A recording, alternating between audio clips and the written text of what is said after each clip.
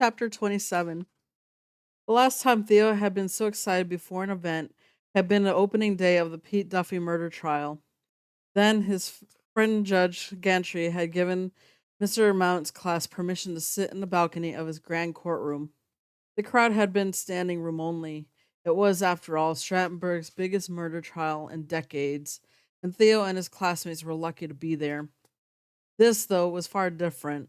The public hearing was to begin at 8 p.m., and 2 hours before then groups were gathering outside the county office building. Near the large front doors, a line was forming of those wanting the best seats. Dozens of protesters with signs walked back and forth on the sidewalk near the street. It seemed as if all were opposed to the bypass. Two television crews were setting up. When Theo arrived on his bike at 6:30, he met Hardy, Woody, Chase, and April, and they got themselves organized. They found a spot near a monument close to the front of the building and began handing out yellow surgical masks to anyone who would take one. Hardy's father had bought a truckload and was there to help. In fact, the entire Quinn family showed up early. There was a new wrinkle to their protests. April had the idea to include a yellow bandana with the word toxic printed on in bold black letters across the center. It was another brilliant move. She and her mother had found the material and a screen printer, donated their services. When properly attired with yellow surgical masks and a matching yellow toxic bandana, each kid looked like a pint sized terrorist. They soon attracted a crowd as every kid and quite a few adults pushed forward to get a free mask and bandana. One of the TV crews took notice and began filming. By 7 p.m., the large plaza in front of the building was swarming with hundreds of people, many of them kids adorned with yellow from the neck up. Traffic on Main Street was bumper to bumper and not moving. The doors finally opened and the crowd began to squeeze inside. For public meetings, the commissioners met in a large auditorium with high ceilings and tall windows and rows of cushioned seating. Down at the front of the room, the commissioners sat in five huge leather chairs with nameplates and microphones before them on a long table. A small army of aides and assistants were grouped behind them. When Theo finally managed to get into the room around 7:30, all seats were taken and people were lining up along the walls. He found a spot to stand near the back, and as he took in the surroundings, he was astonished at the sea of yellow. Hundreds of kids were there, and every one of them had a mask and a bandana. Many of their parents did too. An administrator of some sort asked the crowd to be quiet. The commission was considering another matter and would appreciate some courtesy. Theo looked down, far away, dead center, and studied the frowning face of Mr. Mitchell Stack. He was the chairman, so he sat in the middle. All five all white men looked troubled. The balcony was open and soon filled. A fire marshal announced the room had reached its legal capacity and no one else could be admitted. Far across the room, Theo saw his mother. She, of course, could not recognize him because most of his face was covered in yellow, and he had the word toxic across his forehead, the same as several other hundred other kids in the auditorium. Theo waved to her, but she did not see him. Mr. Boone was not present. The commissioners adjourned for a break and disappeared. The crowd bristled with nervous chatter and anticipation. It seemed as though the opponents outnumbered those in favor by at least 10 to 1, and it was difficult to believe the commissioners would have the guts to go against such a mob. Within a few minutes, the five commissioners returned, took their seats, and stared at the packed house. They were not looking forward to the next 3 hours. Mr. Stack pulled his microphone close and said, "Good evening and thanks for coming. It's always refreshing to see our citizens involved in issues of the day. We want to hear from you and hope we have enough time. According to our rules of order, we will conduct this public hearing in an orderly and civilized fashion. There will be no cheering, applauding, booing, hissing, or yelling. No form of public protest other than what is available here at the podium. We will begin with the formal presentation of this project, commonly known as the Red Creek Bypass, and this will be done by various representatives from the State Highway Department. We, the commissioners, will have the chance to ask questions and lead a discussion. Following that, and time permitting, we will hear from our concerned citizens. A group of men in dark suits stood up and circled the podium. A spokesman from the highway department introduced himself and began reading a long and boring introduction to the project. 10 minutes in, the crowd seemed to deflate as it became obvious this formal presentation might take forever. The first spokesman handed off to the second, an expert in traffic studies, and he soon buried them in a sea of numbers. Adults struggled to pay attention to wearisome material. Kids had no chance. Theo was tired of breathing through the mask and absolutely numb with boredom. An adult behind him said, and not too softly, "They're trying to bore us to death so we'll go home. It's an old trick." Another responded, "Yes, that and starting at 8 p.m. Should have started earlier." There was quite a lot of mumbling throughout the auditorium. Kids fidgeted and left for the bathroom. When the third spokesman said in a dull voice that never seemed to go up or down, "Now the second traffic study is shorter than the first, and I'd like to go through it carefully." A wave of groaning went through the crowd. Occasionally, one of the commissioners would ask a question to break things up, but for the most part, the spokesman and experts for the state rambled on as if they might talk for hours. 9 p.m. came and went, with no end in sight. Maps and models were flashed into large screens near the front of the room. Same stuff that had been in the newspaper and online for weeks. Nothing new. The crowd was growing restless, but no one left.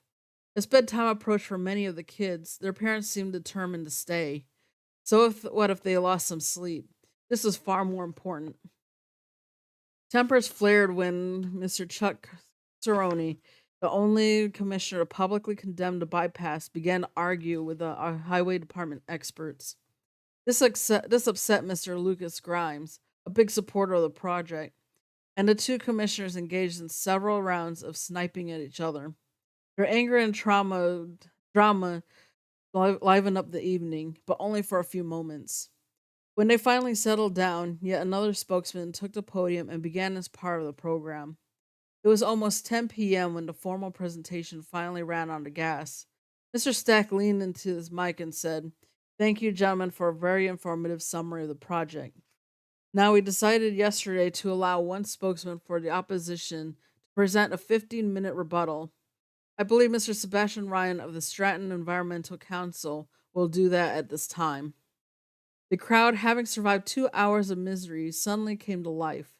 As Sebastian walked to the podium, a ripple of fresh energy went through the auditorium. He adjusted the mic and said, "Thank you, Mr. Stack, and thanks to the commission for allowing us to be heard."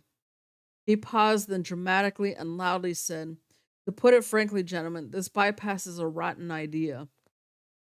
The room exploded with applause and cheering as hundreds of opponents finally had the chance to be heard. The crowd yelled and clapped with a burst of energy that startled almost everyone, most specifically the five commissioners. Mr. Stack raised a hand and calmly waited for the racket to die down. He said, "Okay, that's enough of that. Please restrain yourselves. If you can't be quiet, then we'll ask you to leave." He was pleasant, wise no doubt from years of experience. The crowd slowly settled down, but there was little doubt it was ready to rumble. Bored adults were no longer bored. Sleepy kids were wide awake. They listened intently as Sebastian Ryan began to a point by point criticism of the bypass. Every word he said made perfect sense, at least to Theo, who was thoroughly captivated with Sebastian at the podium.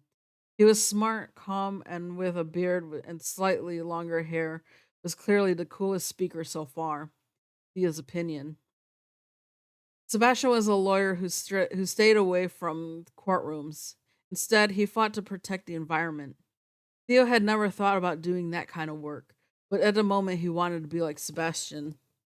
Though Theo felt a little ashamed to think of such thoughts, he sort of envied Sebastian at the center of it, as the center of attention.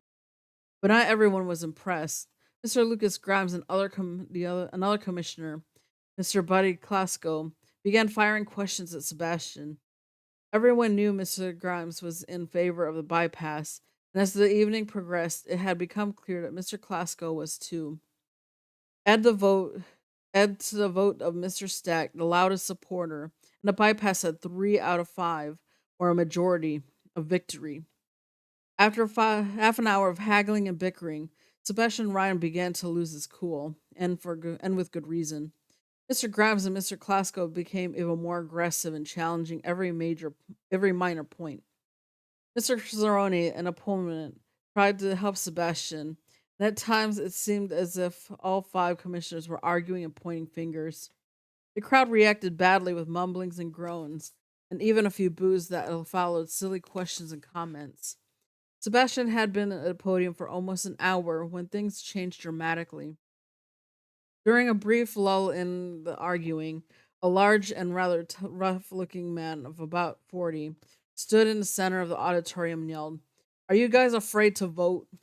His sharp words cut through the heavy air and echoed around the auditorium. The crowd loved it and reacted with cheers and jeers. From somewhere in the rear, a chant began, "We want to vote! We want to vote!"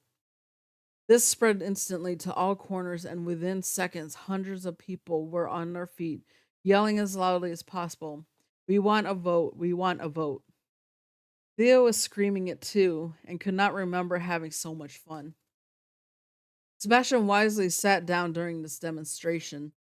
Chairman Stack wisely let the crowd have its voice. After a minute or so, his windows rattling, he slowly raised his hand and smiled. "Thank you," he said. "Please, yes, thank you. Now please be seated." The chanting stopped. Shuffling and grumbling, the people reluctantly sat down, or those who had seats did so. Theo and dozens of others had been standing for almost 3 hours. Mr. Stack said, "Please, no more outbursts. Our rules of order require that we vote tonight, so please be patient." Near silence in the auditorium, Mr. Stack picked up a sheet of paper, frowned at it, then said, "Now, according to the sign up sheet, there are 91 people who wish to speak." Many in the crowd exhaled. It was 11:05. Mr. Stack continued, "Normally, when we have such a large crowd, we limit the speeches to 3 minutes each. 91 speeches times 3 is about 270 minutes, or 4.5 hours. Not sure any of us want to stay here that long." Mr. Grimes interrupted by saying, "We can also change the rules if we want, right? We have the power, yes. Then I suggest we limit the number of speakers." This caused another argument among the commissioners, and for 10 minutes they haggled about how to save time. Finally, Mr. Sams McGray, the oldest commissioner and the one who had said the least, suggested a limit of 5 speakers at 5 minutes each. That would guarantee the meeting would be over by midnight, and that it would allow for enough different voices to be heard. He said that what everyone knew, that many of the speakers would say the same thing. The other 4 finally agreed, and the rules were changed on the spot. Mr. Stack urged those who wanted to speak to huddle quickly with their friends and colleagues and decide who would say what. That caused some chaos and burned some more clock. It was almost 11:30 when the first speaker stepped to the podium. He was a well-dressed gentleman from a business group and really wanted to bypass. Nothing he said was new. The congestion on Battle Street was choking traffic. Highway 75 was crucial to the rest of the state. Economic growth depended on the bypass, and so on. Hardy's father spoke next, and on behalf of the landowners sitting on the path of the new 4 lane, delivered a lecture on the abuses of eminent domain. As a minister, he was accustomed to preaching, and he was very effective. A local plumbing contractor spoke in favor of the project because he employed 8 crews with 8 trucks and was frustrated with the slow traffic around town. Theo was listening intently when he realized that Sebastian Ryan was beside him. Sebastian whispered, "Theo, take off your mask for a minute." Theo did so and said, "What's up?" Sebastian, leaning down, unusually nervous, said, "Look, Theo, we think it's a great idea for you to speak on behalf of all these kids." Theo's jaw dropped as a bolt of raw fear shot up and down his spine. He couldn't say a word. Sebastian continued, "You'll be the last speaker, And when you walk down to the podium, we'll get all the kids to follow you. It'll be a mob staring at the commissioners. You gotta do it, Theo. No way, Theo managed to say. His mouth was already dry. Sure, you can do it. We heard a rumor that the commissioners and a lot of other people want to see the kids who made the video. You're the man, Theo. Said chapter 27.